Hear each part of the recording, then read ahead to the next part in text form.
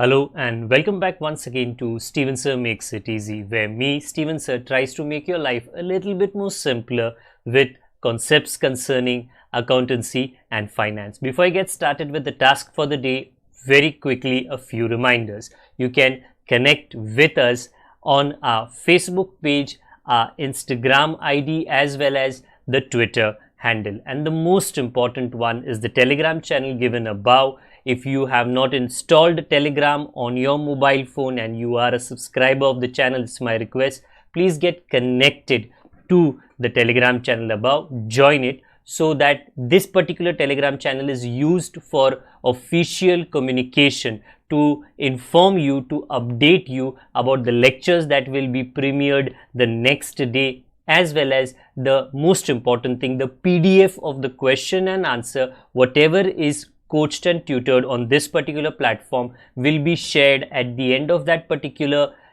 chapter, so that you can download it and use it for your future reference basis. Also, if you do intend to purchase the textbook from which the necessary questions are explained during the various lectures, the purchase link is provided in the description of every lecture. And most importantly, if you have missed out the past tense, that is the last lecture, there is an I button given above. Please click it, watch that particular lecture, and then you can come here. Very importantly, at the end is, if you have not subscribed to our YouTube channel, please do make that a task for the day and subscribe to our channel, and together with that also press the bell icon so that Mr. YouTube notifies you about lectures which are uploaded on this particular platform. That's as far as the reminders are concerned. Let me get started with today's lecture. Hello and welcome back to Steven sir makes it easy, जहाँ पे आज मैं the economy of Maharashtra के chapter को समाप्ति पर लेकर आ जाऊंगा। तो हमने आज तक इस चैप्टर के द्वारा महाराष्ट्र के बारे में, महाराष्ट्र स्टेट के बारे में काफ़ी जानकारी और उसके अलग अलग सेक्टर्स के बारे में, वो एग्रीकल्चर हो सकता है, उसमें परेशानी और उसके हल, इंडस्ट्री हो सकता है, उसके परेशानी उसके हल, और जो सर्विस सेक्टर है उसके अंदर जो इकोनॉमिक इंफ्रास्ट्रक्चर है उसकी चर्चा की है, सोशल इंफ्रास्ट्रक्चर उसके ऊपर जिसके अंदर हेल्थ एंड एजुकेशन आता है। पिछली बार हमने टूरिज़्म पे थोड़ी चर्चा कर ली, हॉस्पिटैलिटी पे थोड़ी चर्चा कर ली, और उसके बाद में एंटरटेनमेंट इंडस्ट्री।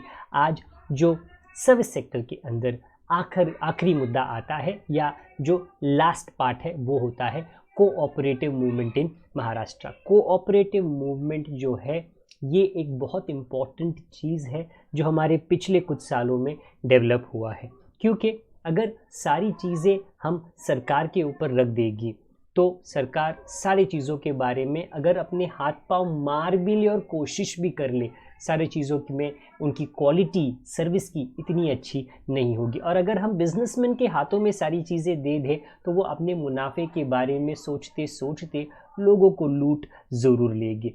तो अगर हमको काम करवाना है बट सरकार के ऊपर वो जिम्मेदारी नहीं डालनी है, बिजनेसमैन, प्राइवेट बिजनेसमैन के ऊपर वो जिम्मेदारी नहीं डालनी है, तो हम क्या कर सकते हैं? इसके लिए कोऑपरेटिव मूवमेंट की शुरुआत खास करके महाराष्ट्र में हुई थी। अभी ये जो कोऑपरेटिव मूवमेंट है ये किन चीज़ों के ऊपर ध्यान देता है? तो अगर आप मेरे ऊपर पढ़ो, the basic nature of cooperative societies अलग अलग इंडस्ट्रीज़ में है, अलग अलग एरियाज़ में है, जिसके अंदर इनकी स्थापना की गई है। Is to encourage the value of self help.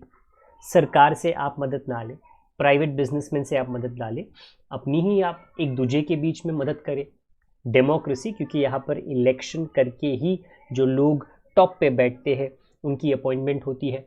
Equality and solidarity, equality इसके लिए क्योंकि अगर 10, 15, 20 लोग इकट्ठा आते हैं और कोई भी कोऑपरेटिव सोसाइटी की शुरुआत करते हैं तो उनका पैसा, उस पैसे का उपयोग, उसका एम, उसका उद्देश्य क्या होना चाहिए और उसके ऊपर चेयरमैन, सेक्रेटरी कौन बनना चाहिए, सारी चीज़ें बड़े इक्वल तरीके से सभी को इक्वल मौका मिलता है।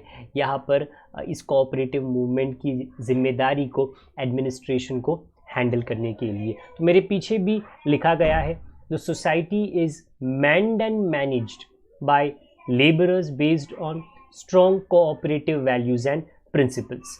सो आई रिपीट माई सेल्फ, इसमें सेल्फ हेल्प, सेल्फ रिस्पॉन्सिबिलिटी, ज़रूरी नहीं है कि सिर्फ लेबरर्स है, बट हाँ कोई भी कुछ ऐसे लोग जो आकर कुछ ऐसा काम करना चाहते हैं जहाँ पर वो अपने ही तरीके से वो काम करना चाहते हैं और सर्विस प्रोवाइड करना चाहते हैं, तो उनको सरकार के ऊपर उसके लिए डिपेंड नहीं करना है और उनको किसी प्राइवेट ऑर्गेनाइजेशन के ऊपर उसके लिए डिपेंड नहीं करना है। तो कोऑपरेटिव मूवमेंट जो है इसमें सेल्फ हेल्प, सेल्फ रिस्पॉन्सिबिलिटी, अपनी डेमोक्रेसी, क्योंकि इलेक्शन जैसे मैंने कहा रखे जाते हैं, इक्वालिटी, हर मेंबर का कंट्रीब्यूशन उतना ही होता है, दे स्टिल हैव वन वोट, ये बहुत इंपॉर्टेंट है। नो मैटर, मैं थोड़ा अपना पोजीशन चेंज कर लेता हूँ ताकि आपको क्लियरली ये सीखने का मौका मिल सके। Self help and self responsibility is the hallmark of the society, ये बहुत इंपॉर्टेंट पॉइंट है।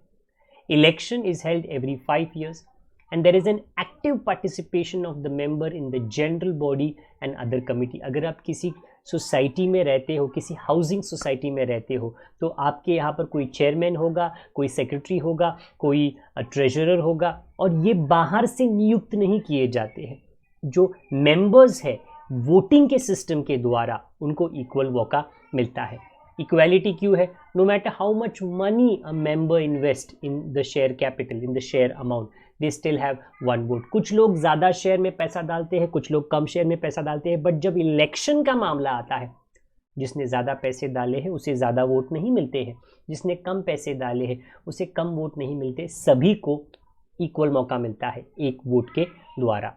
Equity, society carry business in a way that is fair and unbiased, क्योंकि अगर आप किसी भी कोऑपरेटिव दुकान से कोई भी सामान खरीदो तो जो उसका प्राइसिंग फैक्टर है, जो उसकी क्वालिटी है, वो काफ़ी हद तक अच्छी रहती है। तो solidarity, it shares interest and common purposes with all members and other cooperatives. तो ये ऐसा नहीं है कि ये इंडिविजुअल है कि मेरा मेरा मेरा, नहीं, द वर्ड कोऑपरेटिव इज साथ मिलकर, तो इसको सॉलिडेरिटी कहा जाता है। ओके, इसके अलावा कोऑपरेटिव मूवमेंट इन महाराष्ट्र, क्योंकि महाराष्ट्र में इसकी शुरुआत हुई है, ये शुरुआत तो एग्रीकल्चरल सेक्टर से हुई थी, बट आज के टाइम में कोऑपरेटिव मूवमेंट अलग अलग चीज़ों में फैल चुका है, जिसके वजह से वो एग्रो प्रोसेसिंग, मतलब जो उत्पादन, जो उपज पैदा होती है उसको प्रोसेस करने के लिए भी कोऑपरेटिव सोसाइटीज़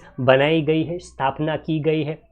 शुगर कोऑपरेटिव्स, जहाँ तक शुगर के मैन्युफैक्चरिंग का सवाल है, agro marketing, fisheries, textile, cooperative dairy societies, housing societies, सभी कोऑपरेटिव होते हैं, कंज्यूमर स्टोर्स।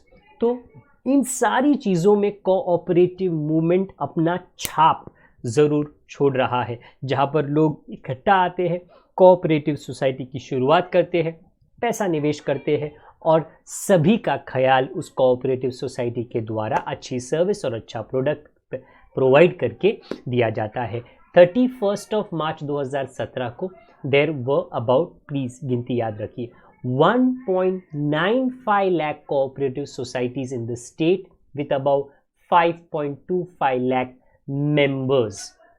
काफ़ी बैंकिंग सेक्टर में भी कोऑपरेटिव के प्रिंसिपल्स पे वो बैंकिंग सेक्टर को चलाया जाता है, जिसके लिए सरकार कानून ज़रूर बनाती है ताकि उस कानून के दायरे में रहकर काम कर सके, बट उसके अलावा जो उसका मैनेजमेंट होता है वो पूरे जो सोसाइटी के मेंबर्स हैं जो इलेक्शन के द्वारा अपॉइंट किए गए हैं वही ले सकते हैं और अच्छी सर्विस और अच्छा प्रोडक्ट प्रोवाइड कर सकते हैं। तो कोऑपरेटिव मूवमेंट होता क्या है और हमारे प्रांत में महाराष्ट्र में उसका क्या चक्कर है, ये आपको मैं आशा करता हूँ समझ आ गया है। इससे ये चैप्टर समाप्त होता है। अगर कोई आपको चीज़ पूछना है, सवाल करना है, कोई डाउट है, तो आप डेफिनेटली जो कमेंट बॉक्स है उसका इस्तेमाल आप कर सकते हो। इसके अलावा अगर आप पुराने हो तो शेयरिंग करें, नए हो तो सब्सक्राइब ज़रूर करें।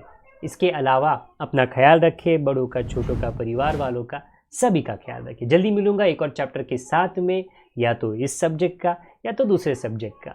टिल दैट टाइम अपना ख्याल रखिए। Good day to all of you, God bless, bye for now.